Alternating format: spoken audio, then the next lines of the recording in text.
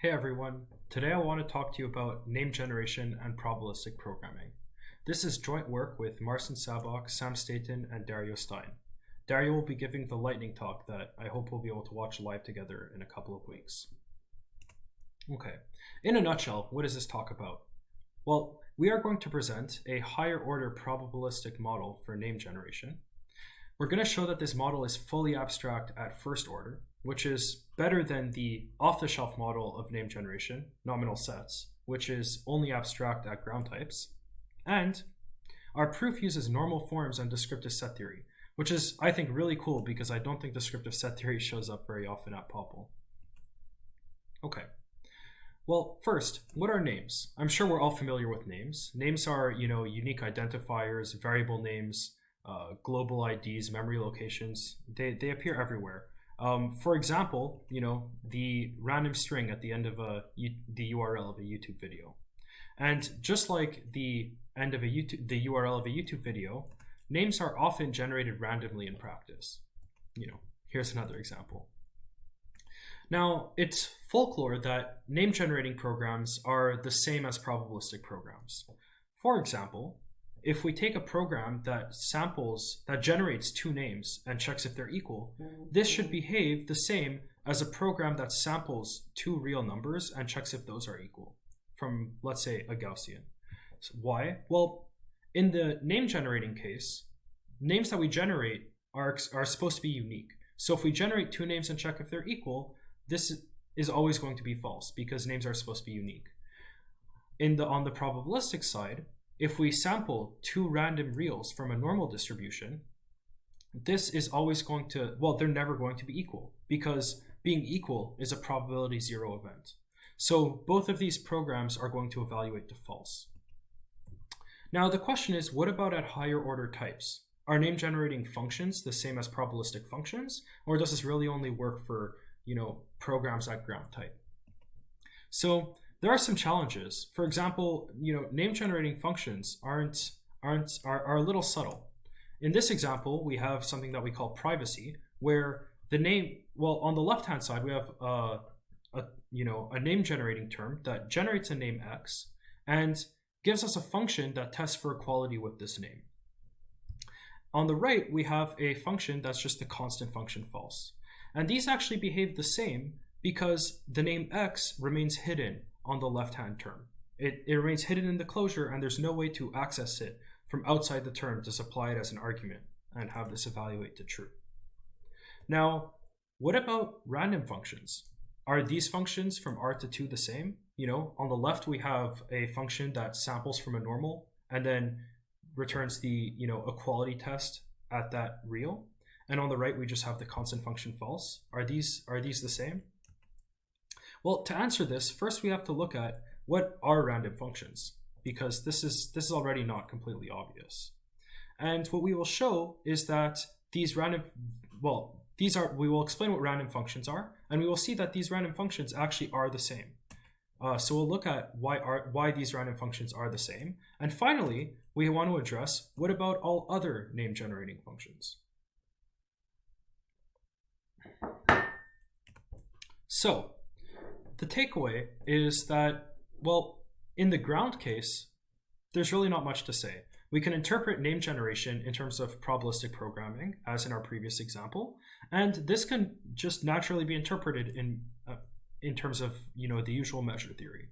However, when we add functions, things get a little bit more complicated. So, of course, we can still interpret name generation with functions in terms of probabilistic programs with functions, but now we cannot model probabilistic programming in the category of measurable spaces. As we'll see later, this is because that category is not Cartesian closed. So our solution is to work instead in the category of quasi-Borel spaces, which we'll get into later. And the result I want you to think about is, our result, which I'm hoping to convince you of, is that quasi-Borel spaces are fully abstract for the new calculus at first order types. So this model of probabilistic programming is actually a very good model of name generation as well. Okay, now let's take a look at name generation and the new calculus. The new calculus, which was introduced by Pitts and Stark, is a simply typed call by value lambda calculus for name generation.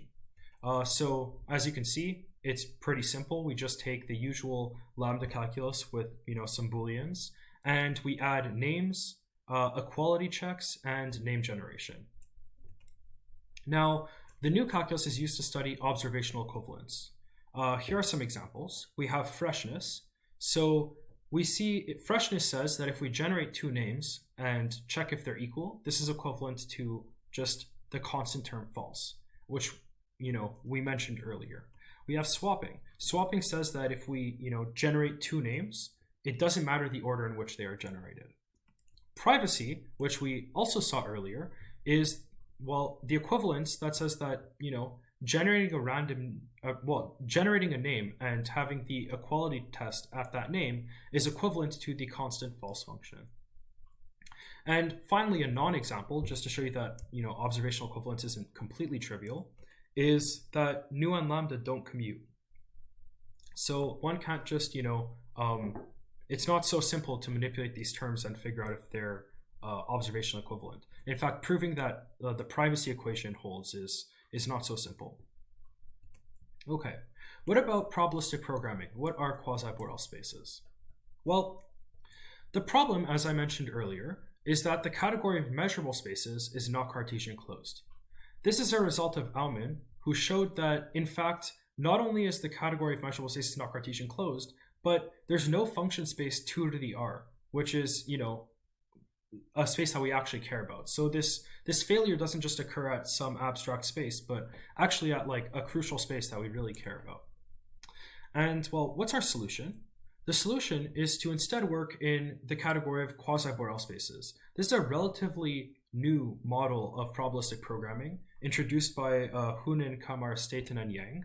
And well, it fixes the problem that occurs with measurable spaces in that it's Cartesian closed and still supports probability theory. So what's the idea of quasi-Borel spaces? Well, measurable spaces are defined in terms of measurable predicates, right? A measurable space is a sigma algebra, which is, a set of subsets, and subsets can be viewed as, predicates from x to 2. So a measurable space X is defined in terms of the measurable predicates from x to 2. What do we do for quasi-Borel spaces? Well, a quasi-Borel space X is defined not in terms of measurable predicates, but in terms of random variables from R to X. So what we say is that a quasi-Borel space X is just a set X and a set of functions from R to X satisfying certain conditions.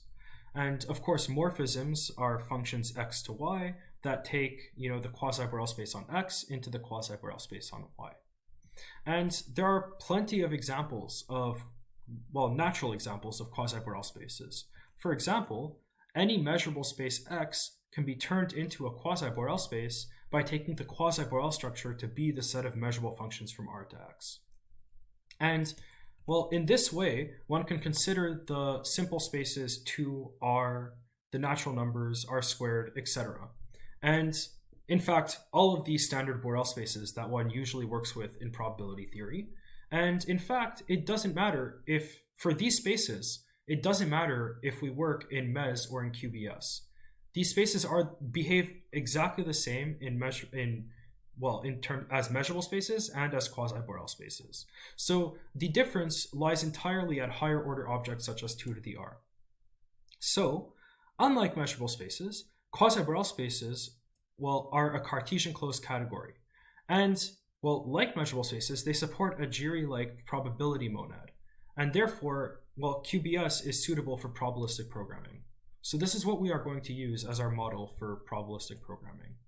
So here's an example of a non-trivial quasi-Borel space. As I said earlier, 2 to the r doesn't exist in MES, but it does exist in QBS. So what's the quasi-Borel structure on 2 to the r?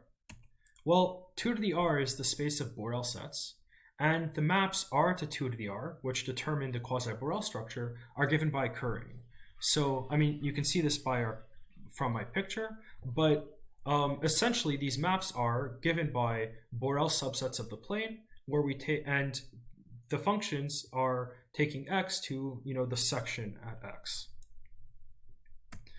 Okay, so now we can put this all together, and this gives us a model of, well, a probabilistic model of name generation.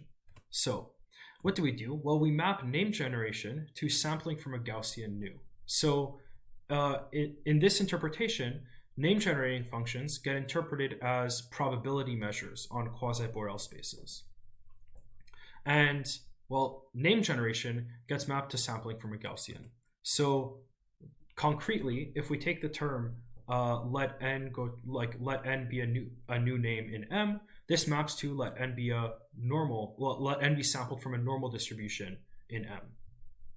Equivalently, one can think of name generation as some sort of averaging along a Gaussian. So if M is a term, which is actually a probability distribution on a quasi-Borel space, generating a new name in M is the same as averaging M, the measure M, along a Gaussian, if you want to think probabilistically. And this interpretation is really nice because many of the basic properties of name generation correspond directly to properties of integration. For example, freshness, which says that two generated names are always going to be distinct, is exactly the same as the continuity of the Gaussian. So as we saw earlier, two randomly sampled real numbers have probability 0 of being the same. Similarly, swapping, which says that the order of name generation doesn't matter, corresponds directly to Fubini's theorem. Okay, this is nice, but what we care about is higher order properties, right? We already said that at ground types, even in measurable spaces, name generation and probabilistic programming are the same. So what about higher order properties? So for example, what about the privacy equation, right? Which we asked about earlier. So this, what we're asking is what about, generating a name and taking the equality test at that name versus the constant function false? Are these two equal as measures in QBS? Well, actually, yes, they are. And in fact, we can say more. We can say that quasi-Borel spaces are fully abstract for all first order types. So for any first order equivalence in the new calculus, this actually gives equality in quasi-Borel spaces. So let's take a look again at privacy to see why this may be the case.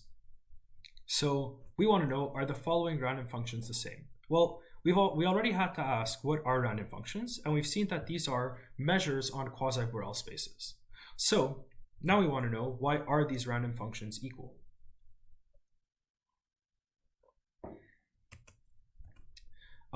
So let's take a look.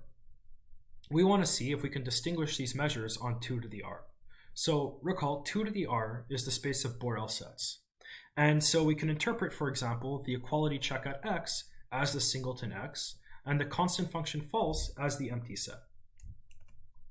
And our question becomes, are the following measures on 2 to the r equal?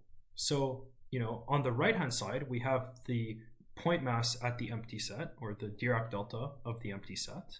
And on the left side, we have some sort of averaging of point masses at singletons. So, this corresponds to, sampling some x from a normal distribution and taking the Dirac at x, at the singleton x, or again, the averaging of those point masses.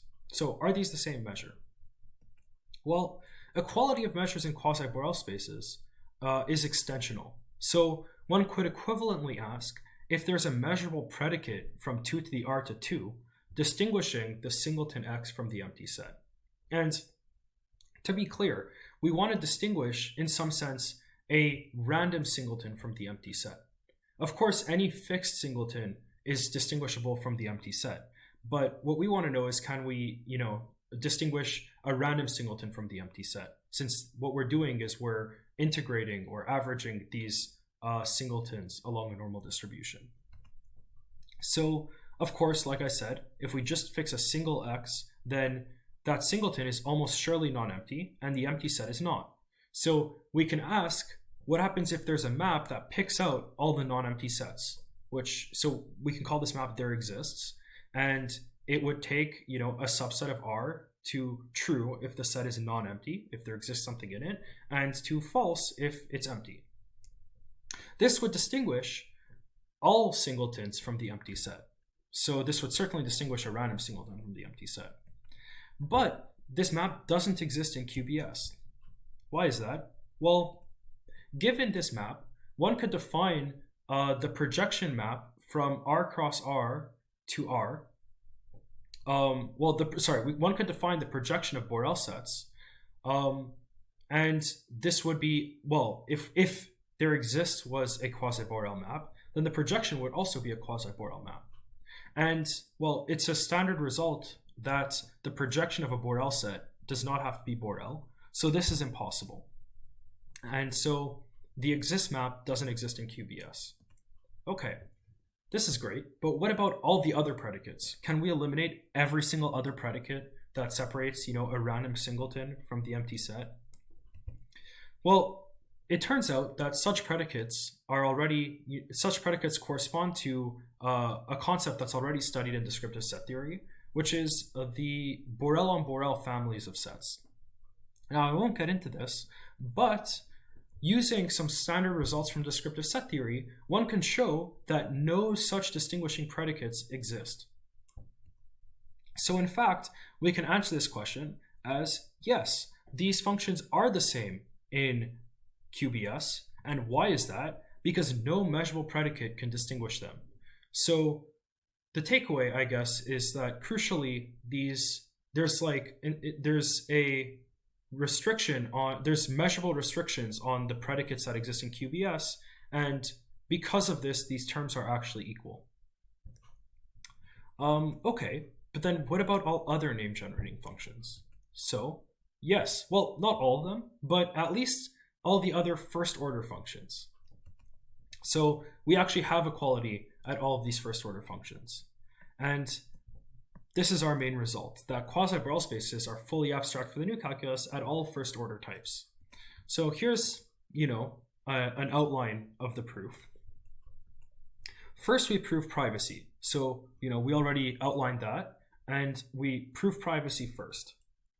Then we find and eliminate private names to reach a beta eta normal form for the new calculus, at least at first order types.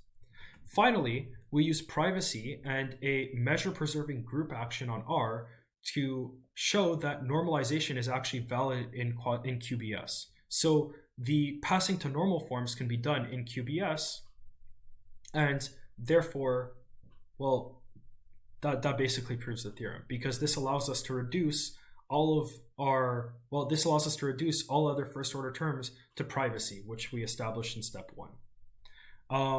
I should note that, such a measure preserving group action on R always exists. Now, there's maybe for the Gaussian it's not so natural, but if one thinks about the uniform measure on the interval 0, 1, this group action is just addition mod 1. So this is, maybe not so surprising, but yeah. Okay, so what's the takeaway? Well, we have a new abstract semantics for name generation, and crucially, this is for name generation, including functions. So yeah, and it's abstract at all first order types, not just at ground types. This gives us a unified account of probability and name generation, and well, it shows us that effects like privacy show up naturally in probabilistic programming. For example, privacy can be used to explain why certain probabilistic programming semantics are non-positive. And of course, there's a future direction, which is we can ask, what else does privacy say in terms of probabilistic programming? What are the other implications of privacy? For example, one can ask if maybe we can use privacy to find a probabilistic local state monad on QBS.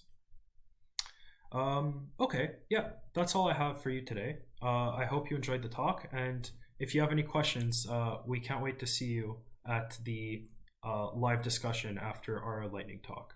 Thanks so much.